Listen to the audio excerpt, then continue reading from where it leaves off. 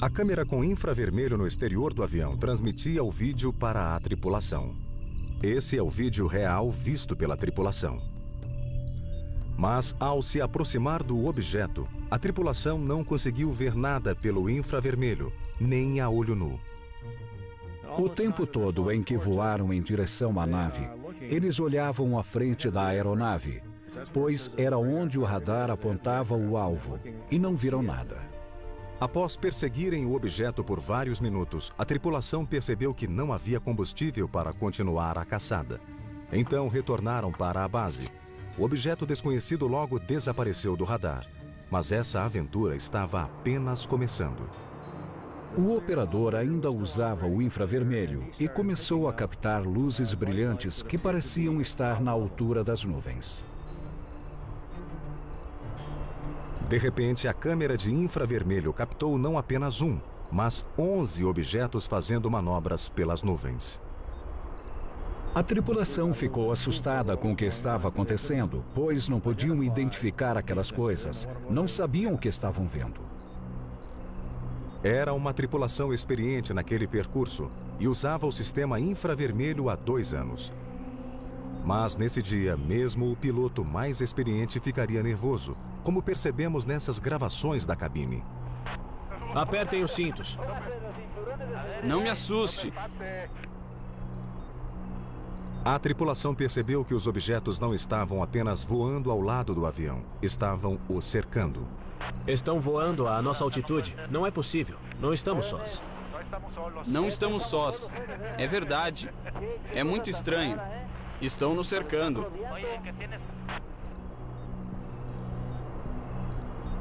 Então, de repente, as bolas de luz desapareceram. A tripulação retornou à base transtornada. Nas semanas seguintes, o exército mexicano conduziu uma investigação sobre o incidente. Tripulantes foram entrevistados, imagens foram analisadas e informação sobre o clima foi avaliada.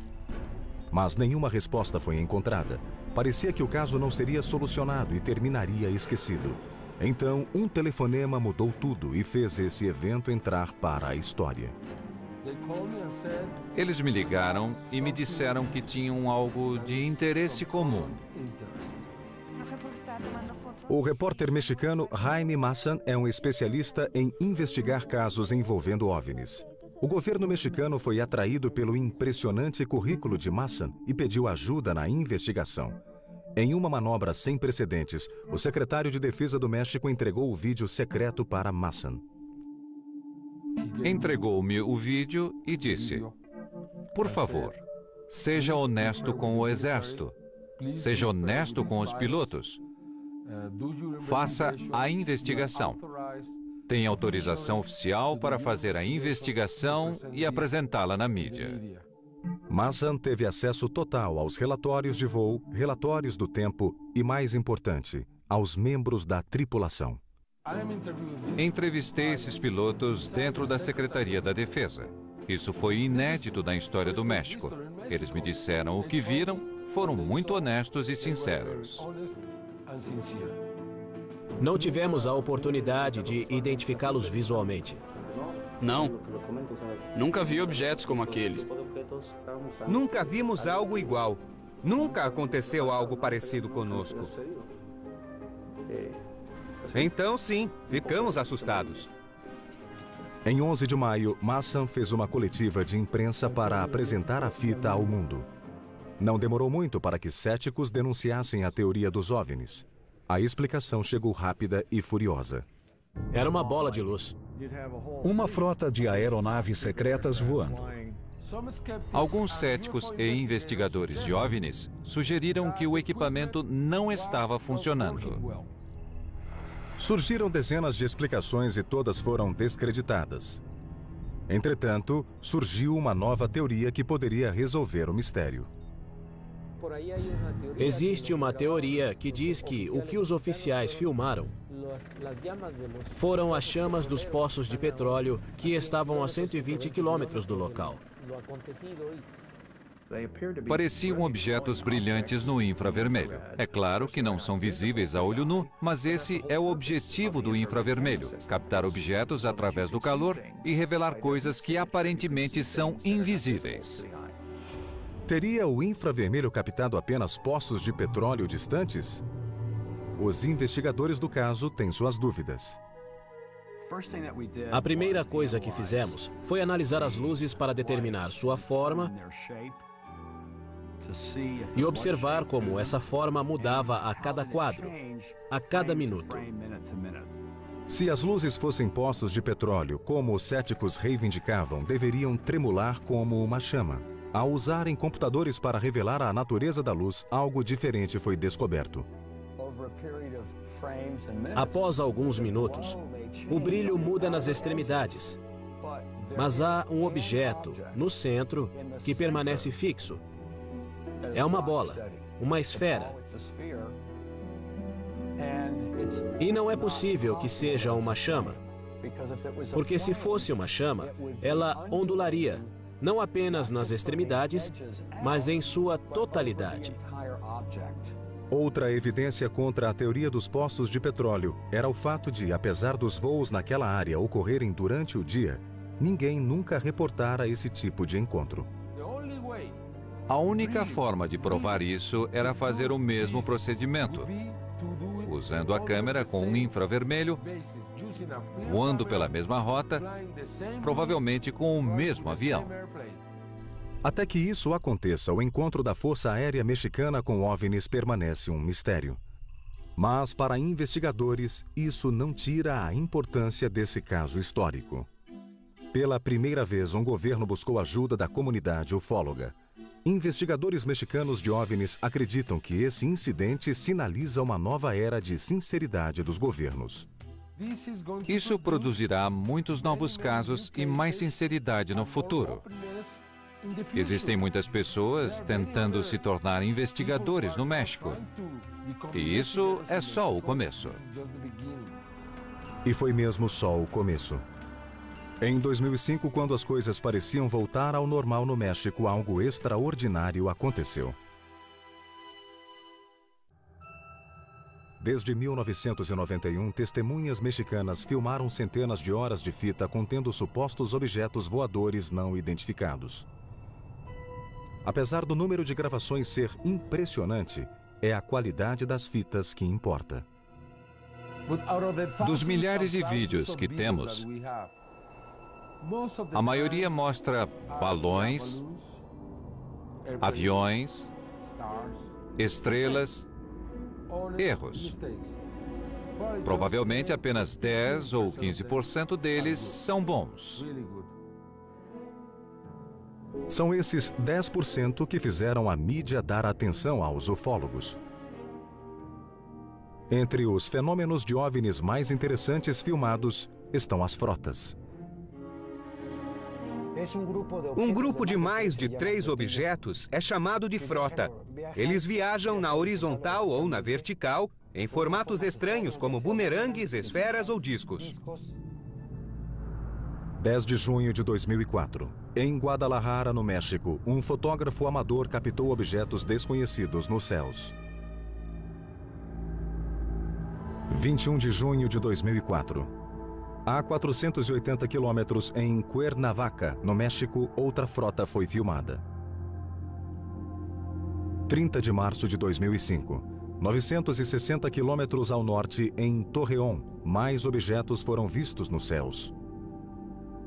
11 de abril de 2005. 800 quilômetros ao sul, na cidade do México, os céus da capital foram invadidos por misteriosas aeronaves.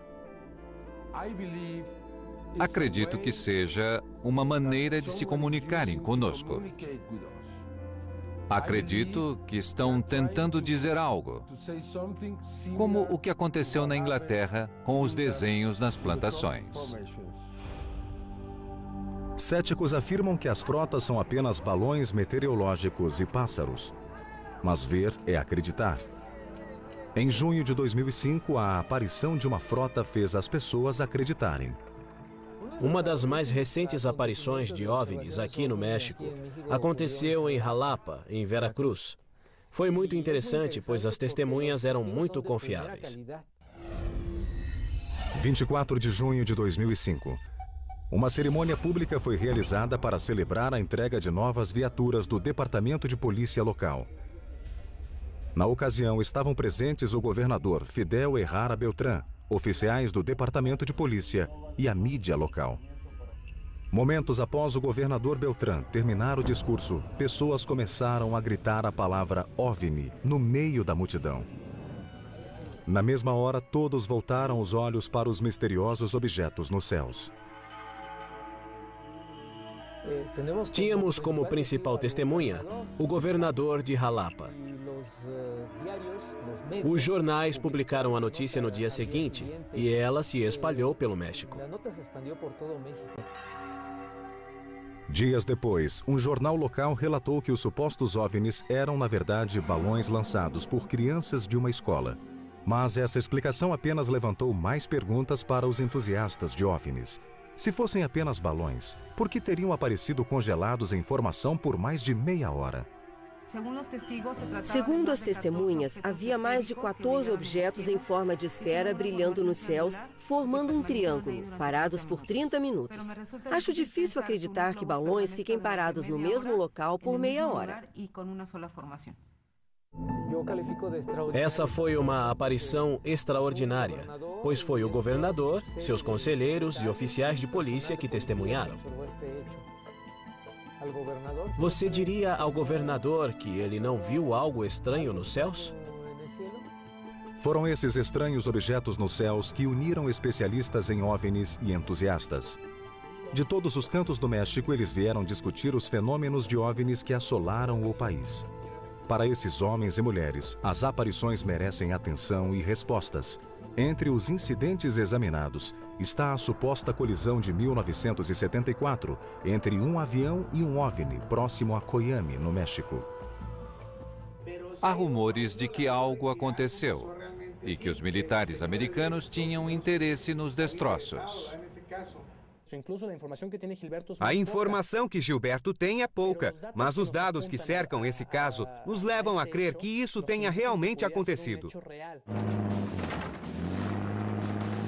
3 décadas depois, Coyame ainda tem mais perguntas do que respostas. Mas será que existem pistas que podem conferir nova vida a essa busca? Qualquer jornalista investigativo ou profissional interessado vai ter trabalho para investigar isso. Ir até a cidade, rastrear todos os habitantes que moravam lá, encontrar os endereços e entrevistá-los. Requer um estudo apurado e mais colaboração entre os pesquisadores, o Comitê de Pesquisas de Ufologia dos Estados Unidos e do México. É um caso que precisa de mais investigação. E como todo evento seminal da história, existe uma segunda reviravolta. Estive recentemente em Chihuahua e perguntei sobre esse caso. E há rumores de que existem fotografias do caso que eu não vi. Prometeram-me enviar essas fotografias, mas as pessoas de lá ainda têm medo. Parece que guardaram essas fotos durante muito tempo. A história de Coyame permanece envolta em mistério. Houve a queda de um OVNI no deserto mexicano em 1974? A equipe de resgate foi vítima de um veneno biológico desconhecido? Pode ser que a verdade nunca seja revelada, mas o que sabemos é que nos últimos 15 anos o México experimentou algo extraordinário. Para aqueles que acreditam em OVNIs, essa é a era dourada dos contatos alienígenas. Apenas uma coisa é certa: o México, um país conhecido por sua história, é agora também conhecido por seus mistérios.